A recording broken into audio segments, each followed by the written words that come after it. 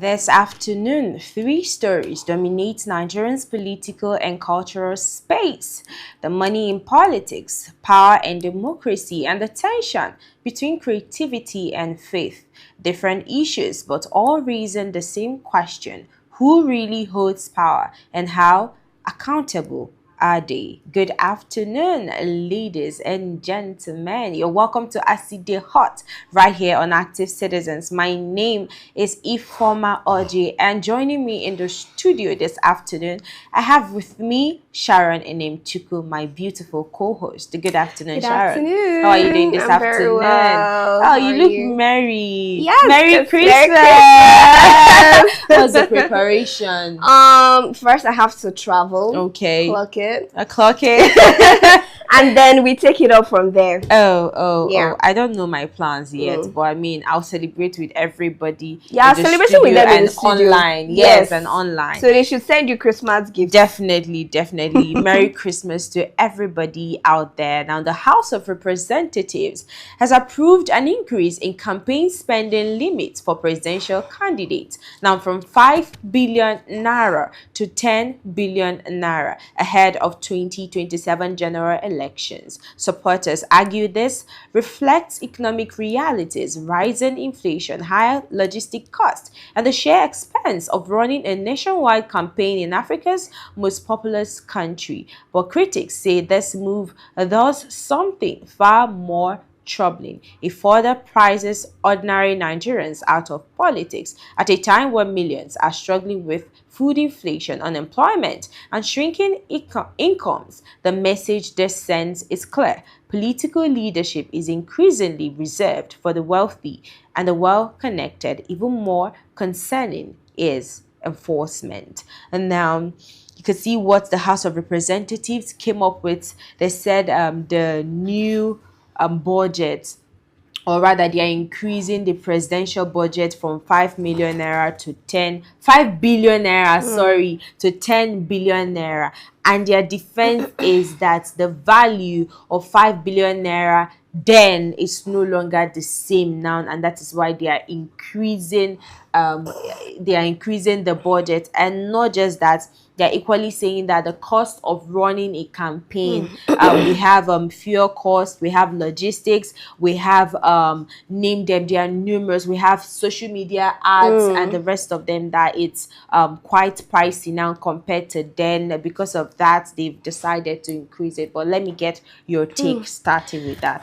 I think if they paid more attention to actual governance and not just campaign, then we wouldn't be having this conversation. Truly, things have increased, but why did they increase? Is as a result of inflation. It's as a result of the poor economy that we have, bad governance. These are the reasons why things increased, right? So I think them just going with the flow and increasing the amount that they budget for expenditures during campaign is because they know that they have the capacity to do that. Now, I don't think that spending so much money on campaign that, you know, it's just one person that is going to win.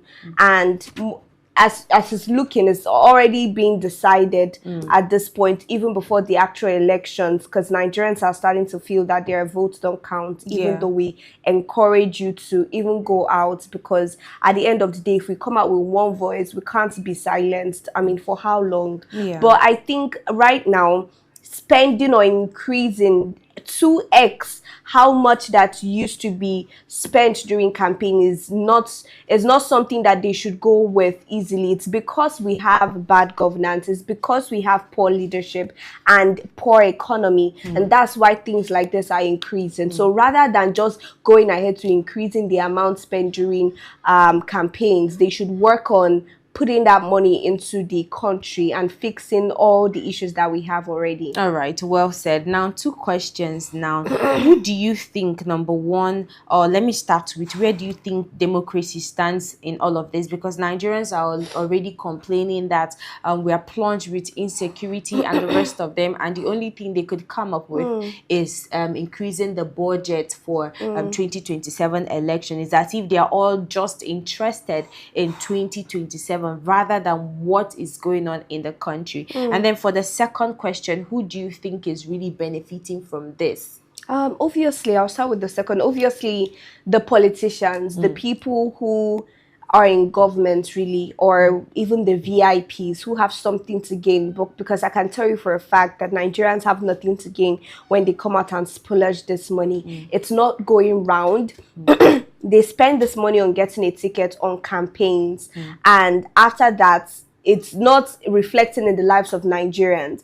Even the money that they allocate for vote buying, right, it's not as much as what they spend on just getting different campaign materials. And I'm seeing really strange and astonishing campaign souvenirs and materials. I'm seeing cars, I'm seeing tractors.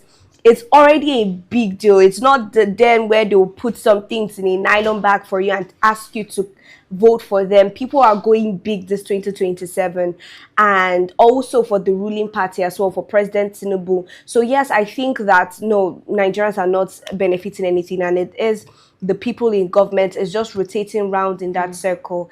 And talking about democracy, right, and people coming out to complain. See, when it gets to a point where the voice of the people or when it concerns governance, the place of the people no longer counts, then it's not democracy, because democracy, according to the definition we're taught, then is for the people, by the people, of the people. When you take away that people there, then it's no longer democracy. The voice of Nigerians have to count. If it doesn't count, it's not democracy. All right. Now, what I'm hearing from you now is that it's only wealthy politicians that can actually run for presidency, and Nigerians are asking. I mean, there are a lot of talented people when we talk about leadership, when we talk about experience, expertise, and the rest of them. Nigerians are well grounded. Why is it that it still have to be this recycled number of people? And a lot of people are equally saying that this is actually further encouraging corruption, because we see a lot of politicians, you know, dipping their hands in illegalities just to raise this money, or you see them dipping their hands into Nigerians taxpayers' money just to make sure that they afford maybe the ticket or the cost that comes with running for presidential election. But still talking on this, apart from democracy now, Nigerians that are complaining, I would want you to talk as a Nigerian. How do you think their reaction will be as regards this? Because I've gotten some reactions from Nigerians, but I don't know if you have. But as a Nigerian, I would want you to share your opinion. I think the first reaction for an average Nigerian is, I won't say shock. It's a level of frustration that is not shocking any longer. It's the level of frustration where we have gotten used to disappointment, where we have gotten, even we're now almost expecting news like this. So when you see something out of that, you get concerned. The other time I saw a comment during the time when this banditry and kidnapping was on the high. Someone said, it's been 4 days now. We've not heard any kidnapping story. What's wrong? Are we safe? Imagine that mentality, that the fact that we have not been kidnapped, we've not heard of banditry, we've not heard of ransom proclamations or anything like that, that there must be something wrong. So the day an average Nigerian will hear that the Nigerian government has increased and really doubled our GDP from so percentage to this percentage, and maybe worked under the budget for that year, they will be really surprised. That is where you will see the real shock. But for now, I think that even as much as there's going to be pain, there's also a level of acceptance and hopelessness that is in the air currently, which is not good for any nation. They are just okay, yeah, fine, whatever you guys do. It's quite sad, you know. To add to what you just said right now, I think it further widens the inequality in politics, because we could see that a lot of persons, let's say for example, well-meaning Nigerians want to come up and contest for the presidential ticket because of the fact that, oh, you can't beat that particular amount of money, you are now sidelines, or you remain in silence because, I mean, you might feel or feel well for Nigerians or mean well for Nigerians, but because of the fact that you're financially incapacitated, you can't get or acquire the ticket to run for 2027 election. And just like you said, it leaves democracy in a deserted arena or area, which doesn't look good. And the timing too, it's quite insensitive for me, because I believe that, just like I said earlier, Nigerians are plunged with insecurity. Nigerians can't even afford 3 or even 2 square meals daily. Nigerians can't even afford fuel costs and the rest of them, and it is quite, for me, it's quite insensitive, and the timing is just so wrong. But let's just hope that this will be reviewed, and maybe they could actually focus on bettering the lives of Nigerians, reducing inflation and making Nigeria more livable and secure. But let's move over to the next story. Now, the second story is stirring debate. It's a viral quote attributed to Vice President Kashim Shettima, suggesting that anyone who challenges President Bola Tinubu in 2027 would be a fool. Whether the statement was taken out of context or not, the impact is undeniable. In a democracy, no leader is beyond challenge. Elections are contests of ideas, performance, and trust, not intimidation.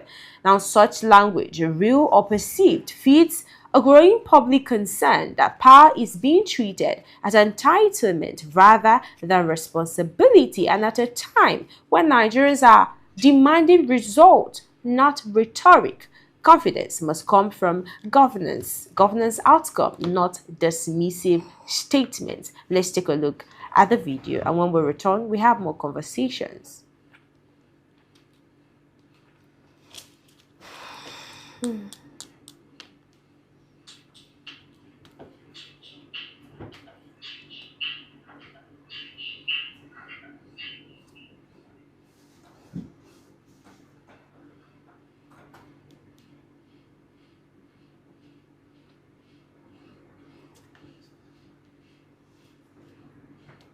Eight states strong.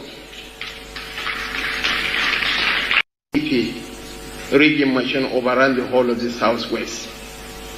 But today, it's a different ball game. We are 28 states strong. Only a fool, hell-bent on a suicidal path, or an outright imposter can dare to challenge President Bola Ahmed Tinubu in 2027 election. But we are in a democracy and people are free to contest elections. But elections are not won by noise or nostalgia. Elections are not conducted, to borrow the words of Obasani, elections are not conducted on Facebook or on Twitter. They are won by coalitions, credibility and conviction. With the experience of our president as our shield and the lessons of the past as our guide, I believe that 2027 is not a gamble. It is a responsibility, and by the grace of God, we shall have a rendezvous with destiny. It's my singular honor and privilege to cherish forever to invite our leader, the single kinetic presence in Nigeria's political firmament, President Bola Ahmed Tinubu, deliver remarks. Thank you so much.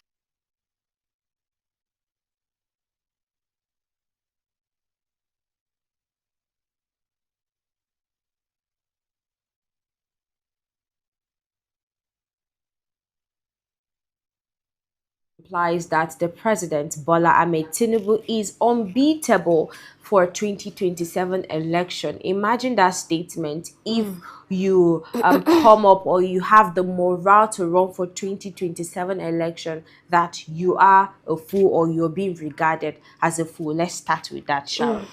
That you're a fool, anyone who wants to compete against President Bola Ahmed Tinubu. So I don't know where Now, I'm seeing that he made the statement at the National Executive Committee of the All Progressive Congress. So, is it that he's talking to APC, right? Generally, or he's talking to everybody? Anyone, I think it's everybody. So, anybody that competes against President Bola Ahmed Tinubu is a fool.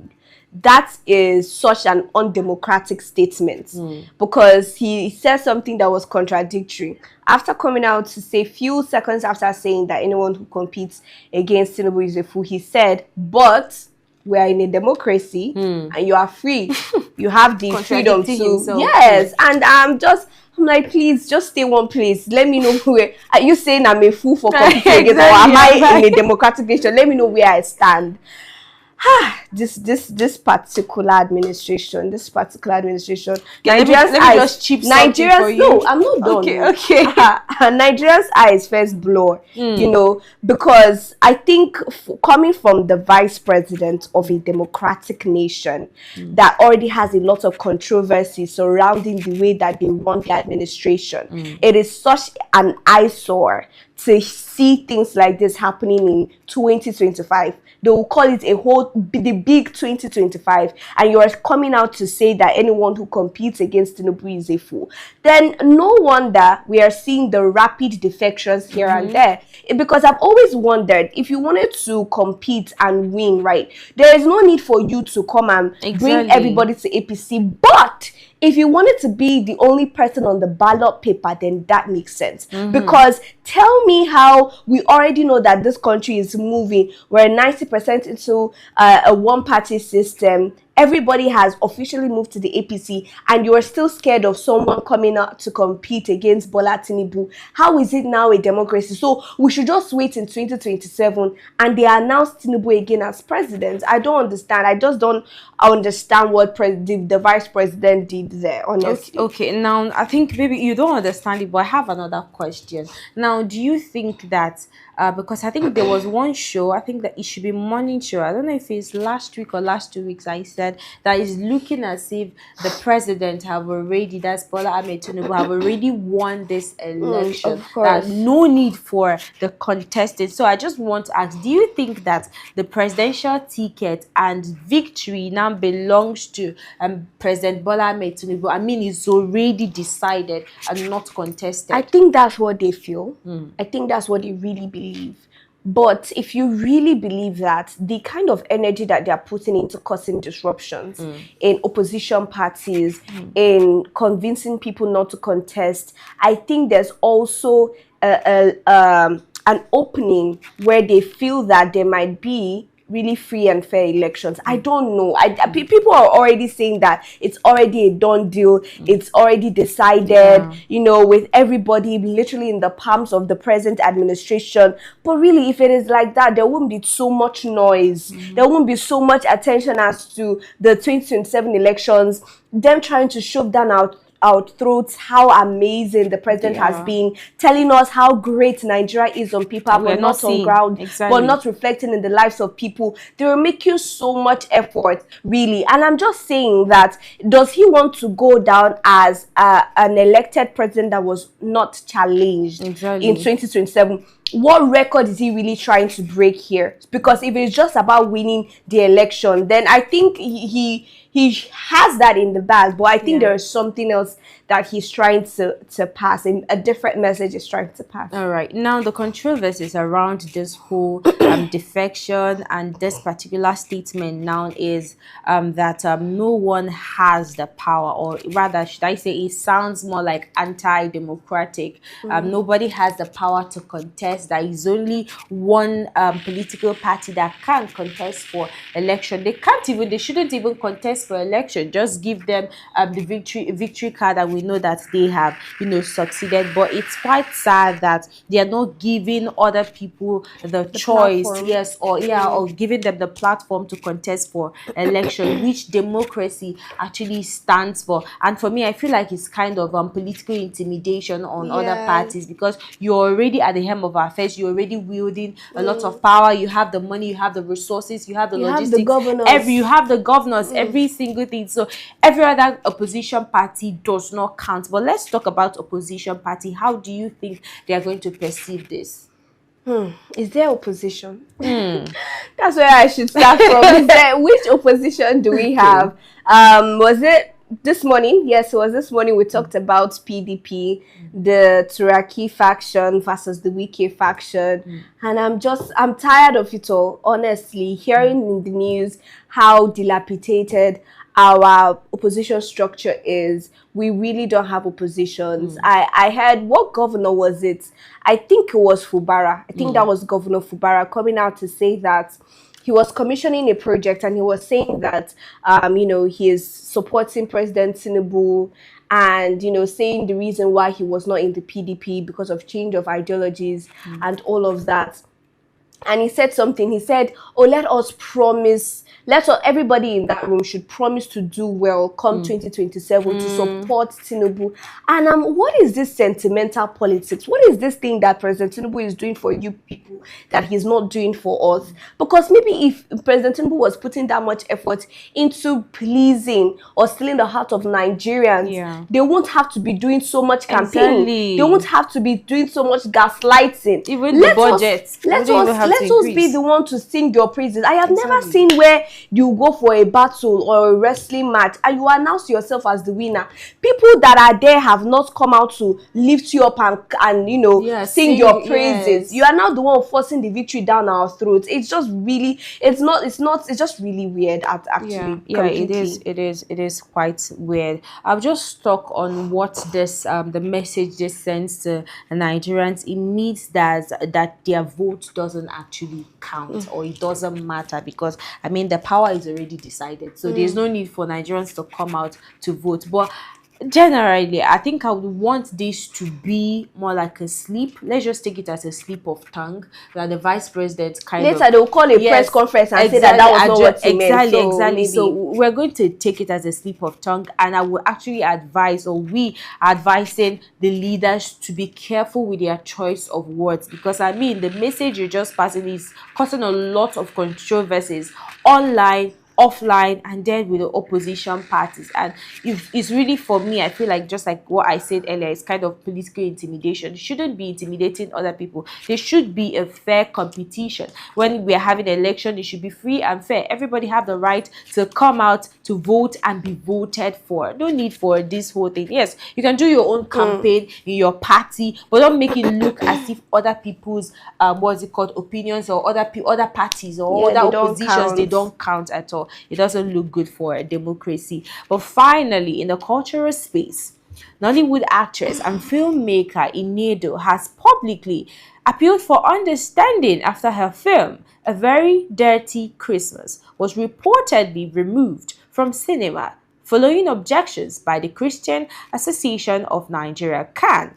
Now, Kanu argues that the title and theme of the film are offensive to Christian sensibilities, particularly during the Christmas season.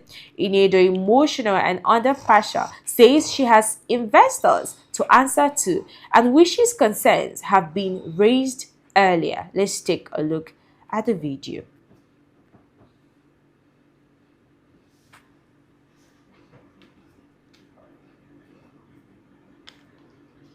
Is growing every day.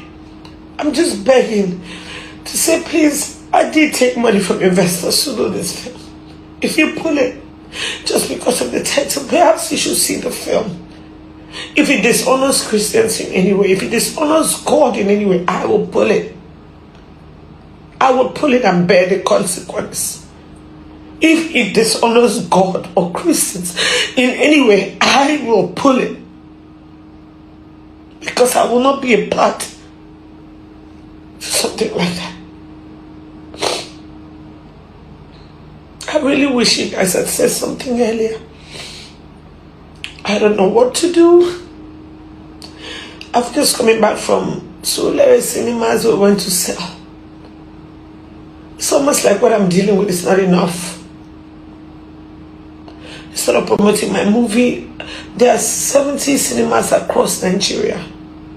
We have to start pulling out the printers, all the materials that have circulated the entire country. The film is in cinema presently. How do I change the name, the title? Okay, I want to change it because I don't want to Christians are not the people I want a problem with, because I'm one.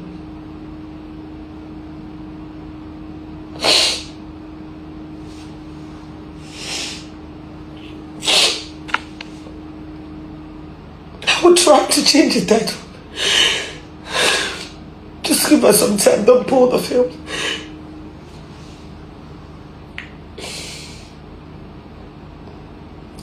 Don't pull the film. Figure out how to change the title, but I just want to apologize to everybody who feels offended by the title of this film.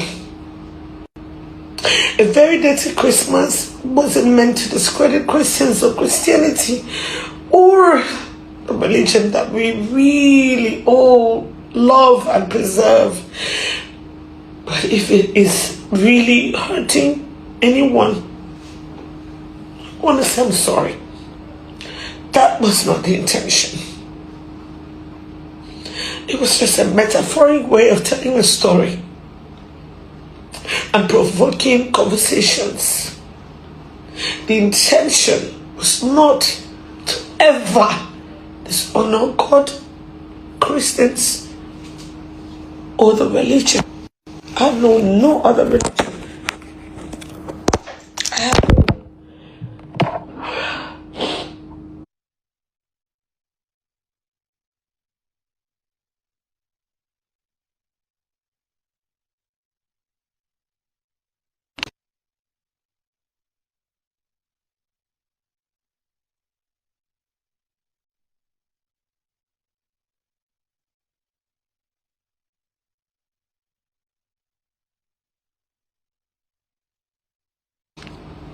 I thought we could handle it.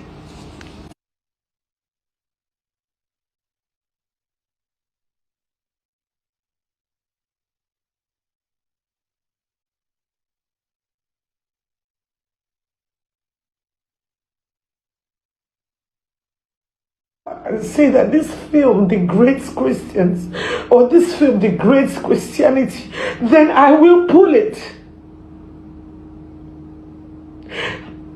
But if you haven't seen the film and you say that I'm dishonoring God, Christians, by this film that has no moral, there's no negativity on. If anything, my character is born again till the end. I'm too much of a believer to do that. Just breaks me. I don't know what to do. I really don't know what to do. Just don't pull my film, please. Just allow people to watch. You go watch it yourself. All I'm begging you, my fathers and my mothers, go and watch this film and see if it degrades Christians and God. If it does, I will pull it. But if it doesn't,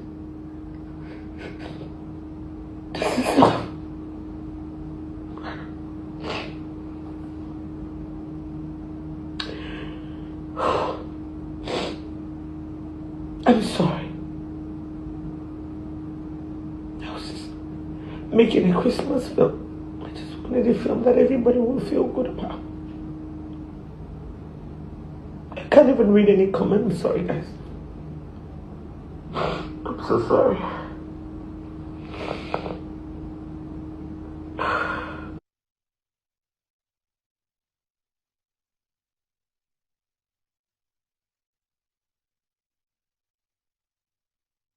Sad. Let me just comment before you share your opinion on this. I think it's quite sad because I know a lot of monies went into this, a lot of resources, a lot of investment. I mean, she talked about her investors and she was asking why was this concerns not raised earlier when the film was still in production, because I think NFVCB still need to scrutinize this before it even comes out in the public space. And why is it that Khan didn't do the assignment before the whole pulling down and removing from cinemas? Well, let me get your opinion on that. Okay, so I want to explain something, right? So artists generally, people in movies, people in music, they have artistic license. And now I'm just going to read out so that we understand why I'm confused. So they have the right to and the freedom to choose titles for their movies, books, or songs that might not be strictly literal but capture the essence or vibe of that work. Now, these titles can be creative, provocative, or metaphorical. Three things. It can be creative, provocative, or metaphorical. And A Very Dirty Christmas. I just feel like I'm doing PR for someone that they did not pay me for, but it's fine. A Very Dirty Christmas and the controversy surrounding this and what Khan has come out to do just looks to me like a PR stunt. Because after every release, whether it's a movie or a song release, right, they will tell you any PR is PR. Like, whether it's bad PR or good PR, it is still PR for something. You're still projecting that particular body of work. So I just think that, number one, Iniedo had the creative, the artistic license to name her movie whatever she wanted to name it. If we're being real, we've heard weirder names for titles. I just can't say some out of the top of my head now. But I'm saying that having saying A Very Dirty Christmas and can't coming, are you doing that as per your on whose unction? When in your prayer time, did Jesus come and complain to you? They said it's infringing on the rules, the values of the No, Christians. that's what I'm telling you now. I understood what they are saying, right? On the value of the Christian. And I'm saying that when they were having that, because it's A Very Dirty Christmas about the birth of Jesus Christ, right? It's all about Jesus. It's his celebration. Did he in any way come and complain to you? This is just giving me Pharisee vibes. Exactly. Like you're trying to be holier than your creator. We are trying to be holier than this person that did not send you. That's what I'm saying. And I'm saying this because, yes, I feel some type of way about Khan. I remember just recently when we were talking about genocide against Christians and they were rigmaroling with the present administration, and when they had this closed door meeting with the government, the spokesperson for the presidency came out to say that that even Khan president said that there is no such thing as genocide. There was a way, I'm just paraphrasing, they said it, and they were doing a little back and forth. They did not outrightly initially come out to call this genocide against Christians. Now, the major thing that they are supposed to be working on and fighting for, which is Christians, you are not fighting. You are now deciding for Christians what is and what is right and what is not right for them. Big Brother Niger is still ongoing till today. People are still, the majority of people that watch Big Brother Niger are Christians. There are lots of shows that Christians watch, that people watch, and it just doesn't make sense to me. She's not she's not part of a church. This is not a church movie. She's not working under a fellowship or working for Khan. This is an actor, a filmmaker coming out to showcase something, and you're telling her she needs to change the title of her movie. That what happened exactly? It is not as though that title has been trademarked. If I had heard that someone else has, the trademark right to that particular title, honestly would make sense to me. But it's not trademarked, nothing at all. It's not copyright infringement. I've not heard of a movie called Very Dirty Christmas before. Someone just comes up and says Very Dirty. That something is called, because it's, from what Iniedo is saying, I have not watched the movie because it's not yet out. But from what she's saying, she said if you watch the movie, you will know that it is not praising, it is not trying to downgrade Christians or Christmas, right? It is the title. Isn't it supposed to be provocative? Exactly. That is the whole essence, so that she reduces the amount of money she spends on PR. We just talked about politicians that increase their money from 5 billion naira to 10 billion naira for what? For campaign. Someone came out and wants to be wise and creative and said, oh, instead of doing this, let me get people talking. A Very Dirty Christmas. And why are we acting like we don't use Dirty December? Hell, Lagos is very popular now because people are coming in from far and wide for a Dirty December in Lagos. Let's be real, people are holier than Jesus. But I think this is a PR stunt. Okay, all right, let me just add something quickly to this. I think the artist should be given the freedom of expression, because just like what you said, they are filmmakers and they explore creativities. They are innovative. When we talk about filmmaking, it's a lot.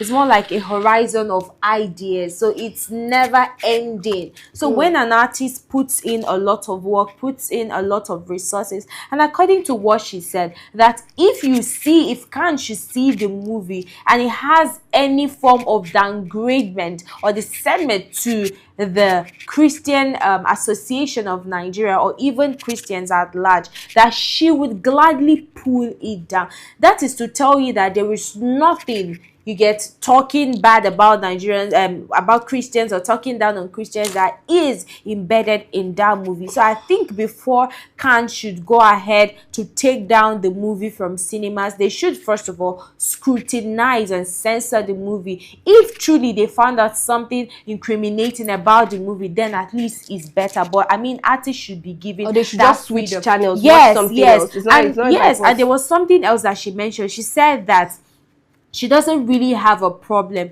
with the title, that she could actually change the title if she was given the time to. So she's actually willing to change the title. If this thing is real, they should take them to court. That's just it. They don't have the right to do that. Yes, that shouldn't be a problem in the first place. It is artistic work. She should be given the right to express herself the way she wants to. It's just like when you come to comedians that will come and talk about the president, mimic the president, you will now tell them that you're going to sue them or something like that. It's a work of art, so they shouldn't be, found wanting, or they shouldn't be incriminated because of the fact that they are trying to express themselves in a certain coming way. from a body that was sharing Bible for Tinubu, the son of the president, because it was his birthday. You people couldn't do anything then. You remember the need. Maybe they want some money from her, but just like what you said, even if Jesus was president, you think he would bring down the movie?